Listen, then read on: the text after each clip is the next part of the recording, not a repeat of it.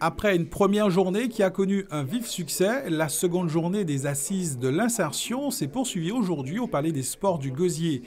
Ces premières assises avaient pour objectif de réunir l'ensemble des acteurs de l'insertion afin de réfléchir sur les questions d'exclusion, de précarité et de trouver des solutions adaptées à ces problématiques.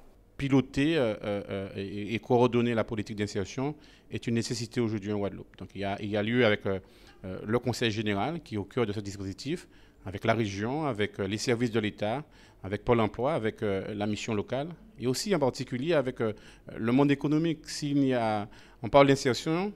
Et s'il n'y a pas le monde économique, il n'y aura pas d'insertion. Parmi les questions évoquées, la nécessité de définir une politique d'insertion adaptée à toutes les composantes du territoire. Le Carrefour de l'Emploi, avec sa soixantaine d'exposants, s'est proposé de présenter sur ce même site une palette très diverse d'acteurs de l'insertion, collectivités, associations, entreprises et organismes de formation.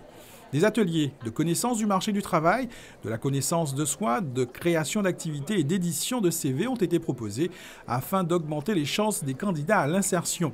Face à la multiplicité des organismes financeurs dans le secteur de l'insertion, le principe d'une conférence pour la mutualisation des moyens a été retenu comme piste de résolution, mais pas uniquement. On a identifié qu'il y a une nécessité de mieux informer, de mieux former les acteurs qui s'occupent de l'insertion. Des acteurs du service public, mais aussi des acteurs en particulier, des acteurs qui sont dans le tissu associatif.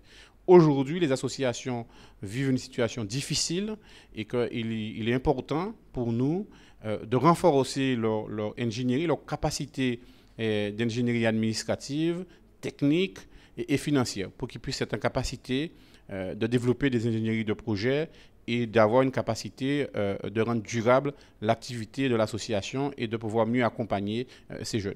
Les résolutions de ces 2 journées de travail devraient permettre l'élaboration du pacte territorial d'insertion, un document marquant les engagements respectifs de l'ensemble des participants.